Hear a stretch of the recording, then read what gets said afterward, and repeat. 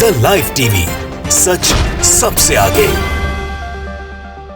नमस्कार, the live TV आप देख रहे हैं, आपके साथ मैं हूं आदित्य कुमार। इजराइल और हमास की जंग के बीच एक सवाल पैदा हो गया है कि क्या इजराइल और ईरान की डील हो गई है, क्योंकि एक बड़ा बयान सामने आया। वो बयान हिजबुल्लाह के पूर्व कमांडर की तरफ से आया है। जी हां, सही सुन रहे हैं, वो बयान इस वक्त चर्चा सुर्खियां बटोर रहा है। आरटी उर्दू की तरफ से यूट्यूब पर जो वीडियो पड़ा हुआ है उसको एक्स पर पोस्ट करते हुए वो लिंक भी पोस्ट किया और साथ साथ लिखा भी है कि हिजबुल्लाह लेबनान के पूर्व अमीन आम सोभी अल तकफीली का ईरान से सवाल, यानी ईरान से कुछ सवाल पूछा गया है। हिजबुल्लाह जो लेबनान के पूर्व अमीन रहे हैं उनकी तरफ से सवाल पूछा गया है कि लेबनान में हथियार किसके लिए इकट्ठा किए जा रहे हैं, गाजा क्यों नहीं जा रहे हैं, कि लेबनान में जो हथियार इकट्ठा हुए हैं वो गाजा क्यों नहीं भेजे जा रहे हैं। यह ईरान से सवाल पूछा गया है। फिर एक सवाल उठाया गया है कि गाजा और करबला में मुस्लिम बच्चों का असली हत्यारा खामनेई है। खामनेई पर एक बड़ा सवाल उठाया है। अब खामनेई कौन है? दरअसल खामनेई अपने आप को बताते रहते हैं कि हम जो है मुस्लिमों के हितैषी हैं। बड़ी बड़ी बातें खामनेई के बारे में हैं। उन्होंने फिलिस्तीनियों पर गर्व की बात कही थी, इजराइल पर हमले के हाथ से भी इंकार किया था।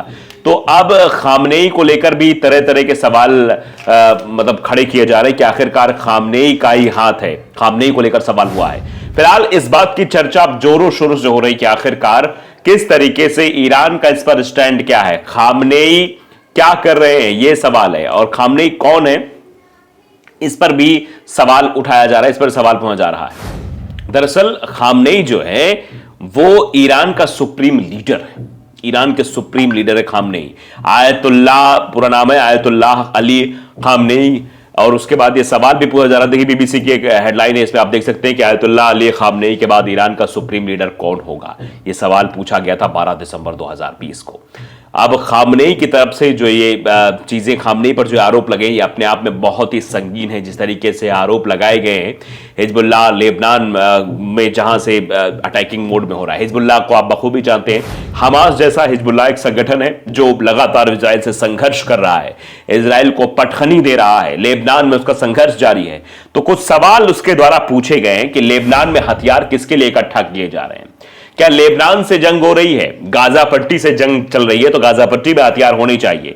कि लेबनान में हथियार किसके लिए इकट्ठा किए जा रहे हैं, यह हिजबुल्लाह के पूर्व अमीन की तरफ से सवाल पूछा गया है, सोभी अल तफीली की तरफ से।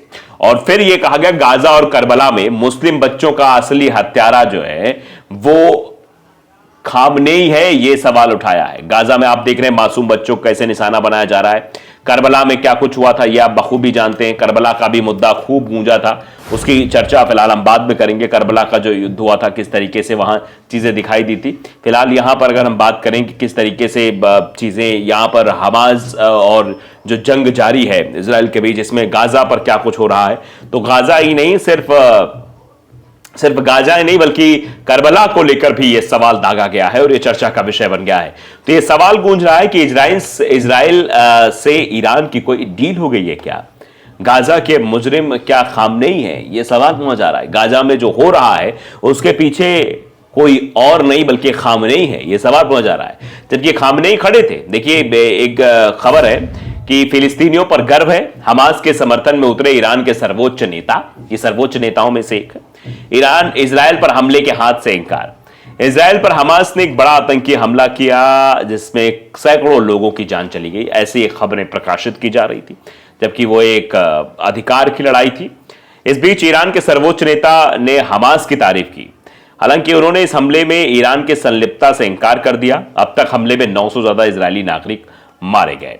इजराइल का हमास हमला जारी है। इस बीच ईरान के सर्वोच्च नेता आयतुल्लाह अली खामेनेई ने मंगलवार को दावा किया कि यह हमला इजराइल की सैन्य और खुफिया हार है जिसकी भरपाई नहीं की जा सकती। खामेनेई ने कहा कि उन्हें फिलिस्तीन पर गर्व है, वो फिलिस्तीनियों के समर्थन में है। हालांकि ईरान ने शनिवार को ही इस हमले में अपनी संलिप्तता से इंकार किया। इसमें सैकड़ों इजरायली और विदेशी नागरिक मारे गए।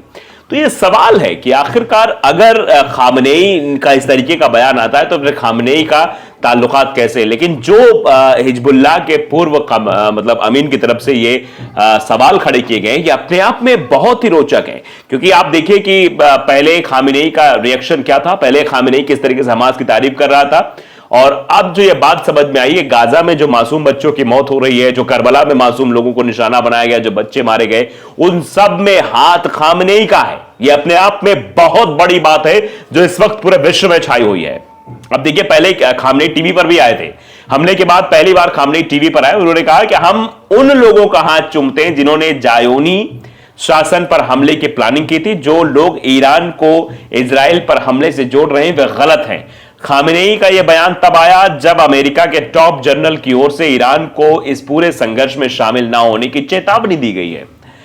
जनरल ने कहा था कि वो नहीं चाहते कि संघर्ष बढ़े। हालांकि ईरान हमास का खुला समर्थन कर रहा है, लेकिन इसमें अपनी संलिप्तता से इंकार कर रहा है। इजराइल और हमास के युद्ध में 900 से ज्यादा इजरायली मारे गए, वहीं 1500 फिलिस्तीनी भी मारे गए। हमले के बाद इजराइल के पीएम बेंजामिन नेतन्याहू ने टेलीविजन पर उस समय कसम खाते हुए भी कहा था कि इसका जवाब देना शुरू किया गया, हम दुश्मनों के साथ जो करेंगे वो पीढ़ियों तक याद रखेंगे। इससे पहले अमेरिका ने ईरान की संलिप्तता की बात कही थी, हालांकि उसकी ओर से कोई सबूत नहीं दिया गया था जो इजराइल की भागीदारी बना सके। फिलहाल वहां पर तो हमला हो रहा था, लेकिन खामनेई को लेकर जिस तरीके की चर्चाएं चल रही हैं, खामनेई को लेकर जिस तरीके से बातें चल रही हैं, करबला और ये सब जो चीजें निकलकर सामने आ रही है, सवाल उठा रहे कि आखिरकार ये माजरा क्या है। ये समझ ही नहीं आ रहा है कि ईरान पर ये जो चीजें हो रही हैं वो क्या है। ईरान के जो सुप्रीम लीडर हैं उनका इस तरीके से संलिप्तता होना, ये जो बड़ा बयान आना है, क्या इसमें कितनी सच्चाई है, कितनी बातें हैं, ये समझना बेहद जरूरी है। और अभी इजराइल और हमास के जंग की बात करें तो क्या कुछ स्थिति है, इस पर भी एक बार नजर जरूर डाल लेते हैं, क्योंकि लगातार रोज नए खुलासे हो रहे हैं और नई चीजें निकलकर सामने आ रही हैं। अब देखिए कि अभी की जो चीजें दिखाई दे रही हैं कि इजरायली सेना को मिली बड़ी सफलता, इजरायली सेना को सफलता मिली, ऐसी खबरें चलाई जा रही है। अब इसके वजह सच्चाई क्या है ये हम बात करेंगे, लेकिन अभी ये अपडेट क्या है। इस्लामिक जिहाद जेनिन ब्रिगेड के संस्थापक वियाम हानून को मार गिराया। गाजा में चिकित्सा अधिकारियों ने बताया कि रविवार तक ईरान समर्थित हमास समूह के खिलाफ इजराइल में के अभियान में 3,324 नाबालिगों, ये बात ध्यान से सुनिएगा, 3,324, इनके साथ 8,500 फिलिस्तीनी मारे गए हैं। मासूम लोगों को निशाना बनाया गया। इजरायली सैन्य पुलिस ने सोमवार को एक आईडीएफ सैनिक गिरफ्तार किया, जिस पर शनिवार को नब्लस के क्षेत्र में जैतून की कटाई कर रहे एक फिलिस्तीनी व्यक्ति को गोली मारने का शक था। आईडीएफ सैनिक पर 40 वर्षीय व्यक्ति बिलाल सलाह के सीने में गोली मारने का शक है। इजरायली पुलिस अधिकारी पर यरूशलेम में चाकू से हमला किया गया था, जिसके बाद लिस अधिकारी की हालत गंभीर है। गाजा पट्टी के भीतर जमीनी आक्रमण हो रहा है। आईडीएफ के प्रवक्ता डेनियल हगारी ने कहा कि इजरायली सेना गाजा पट्टी के भीतर जमीनी आक्रमण कर रही है, जो आने वाले समय में और तेज होती जाएगी। ये भी चेतावनी के लहजे से कहा जा रहा है। सोनिया गांधी ने किस तरीके से इस मसले में कहा, पूर्व कांग्रेस प्रमुख सोनिया गांधी ने द हिंदू के कॉलम में लिखा। इस कॉलम में सोनिया गांधी ने इजराइल में संघर्ष विराम के लिए संयुक्त राष्ट्र में हुए मतदान में भारत के अनुपस्थित रहने पर भारत की निंदा की और कहा कि इजराइल और फिलिस्तीन के मुद्दे पर कांग्रेस का रुख वर्षों से एक जैसा रहा है। तो फिलहाल अब ये जो चीजें हो रही हैं, जो दिखाई दे रही हैं, इनमें कितनी सच्चाई है ये वक्त बताएगा, लेकिन सवाल उठ रहे हैं तो बताना भी जरूरी है। तो लाइव टीवी अगर आपने सब्सक्राइब नहीं किया जरूर करिए, बेल आइकन दबाइए ताकि सच खबरें आप तक पहुंचती रहें। नमस्कार। द लाइव टीवी, सच सबसे आगे।